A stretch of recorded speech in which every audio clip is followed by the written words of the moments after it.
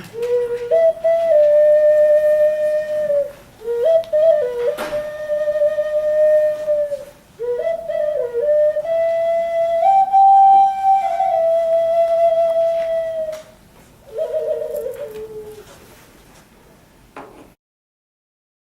is a really good way to start informing everybody about the effect that and the impact that this what is happening in Tucson can have.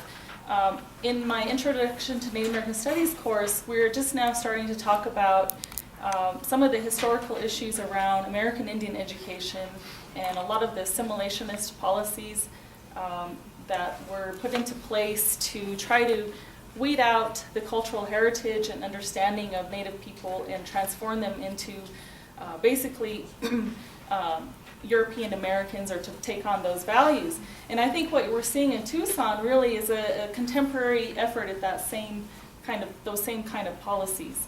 It's really a way to homogenize education and out of fear, I think, out of fear for teaching critical thinking and teaching critical awareness.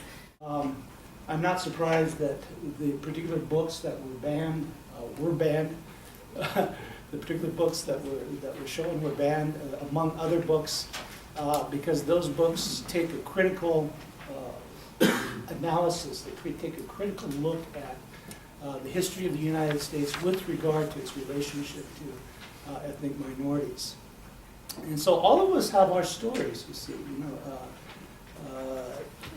Mexican Americans in the United States, American Indians in the United States, African Americans in the United States, and of course we have other ethnic groups now also being here long enough to have a history with regard to these same kinds of issues, these same kinds of relationships.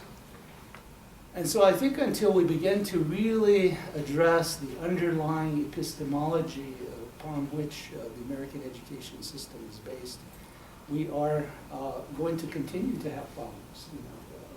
In this vein, it may be large, maybe small. The tendency is for people to say, well, it can't happen to us, it can't happen here. Well, history tells us that it can happen almost anywhere. Let's say a constructive thing that's going on about banning these books is that we can use this as a vehicle to get people more interested in learning and learning to read. I want you folks who are here today to realize that this situation that is happening in Arizona is not an aberration. You heard earlier this morning that Arizona is a rough place. It is rougher than what we believe in terms of some of the laws that are being passed.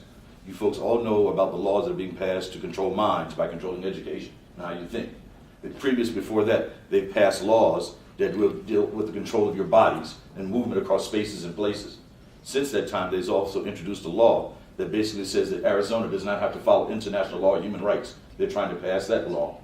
Something similar was introduced into the New Mexico legislation this year by Senator Rod Adair, where he put forth a law that basically says that New Mexico does not have to follow international law or any of its covenants in terms of human rights. And he also put in a provision for the prohibition of teaching Sharia law. That we need to take precedence as indigenous people, people of color, people of ethnicity here as well. We need to, if we go into our places and we see where we study, which is fine, we can study in anywhere, on the floor, outside, in these classrooms, but we also need to have recognition on this university campus to distribute the funds equally that go around. So I'd like to call for that today.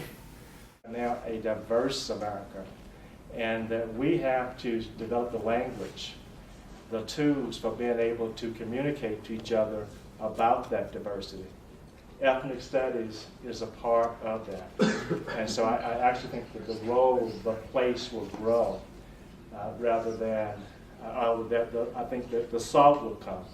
That there is going to be the legal challenges to having these programs.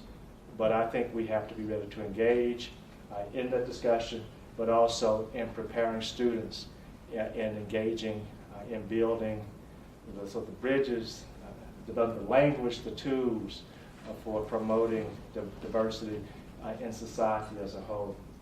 Don't let yourselves become victims. Be proud, carry on in the history of those that have come before you and have fought and given of their lives so that you could be here at an institution like the University of New Mexico.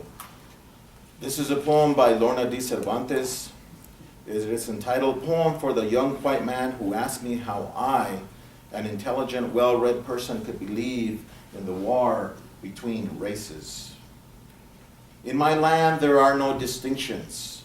The barbed wire politics of oppression have been torn down long ago. The only reminder of past battles, lost or won, is as a slight rutting in the fertile fields. In my land, people write poems about love, full of nothing but contented childlike syllables. Everyone reads Russian short stories and weeps. There are no boundaries. There is no hunger, no complicated famine or greed. I am not a revolutionary. I don't even like political poems. Do you think I can believe in a war between races? I can't deny it. I can't forget about it when I'm safe, living on my own continent of harmony and home. But I am not there. I believe in revolution because everywhere the crosses are burning. Sharpshooting goose steppers round every corner. There are snipers in the schools. I know you don't believe this. You think this is nothing but faddish exaggerations, but they are not shooting at you. They are shooting at me and you and us. I'm marked by the color of my skin. The bullets are discreet and designed to kill slowly.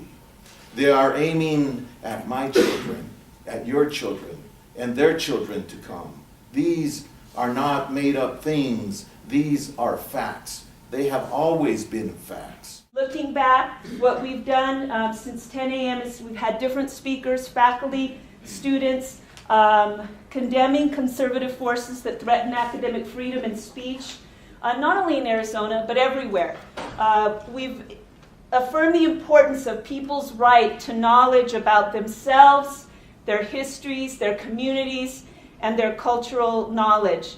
We've also shared some of the materials that have been questioned in the Tucson Unified School District and scrutinized by conservative politicians.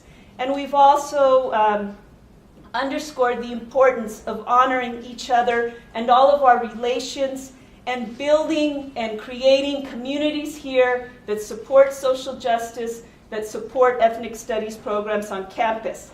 What is going to be our response? And what is going to be your response if people ask you about these issues? What can you say to them? Is this a healthy thing that's happening in Arizona for our country and for our all of our people? So what should we do at this point on to really try to create a better world for everybody? We look back into where all our knowledge comes from. It comes from Romans. It comes from Egyptians. It comes from places other than here. But what if there was a knowledge that was here, and from there we can actually start understanding ourselves as human beings? That reality is now, and it's here in the university, and it's here in these places that teach from this way.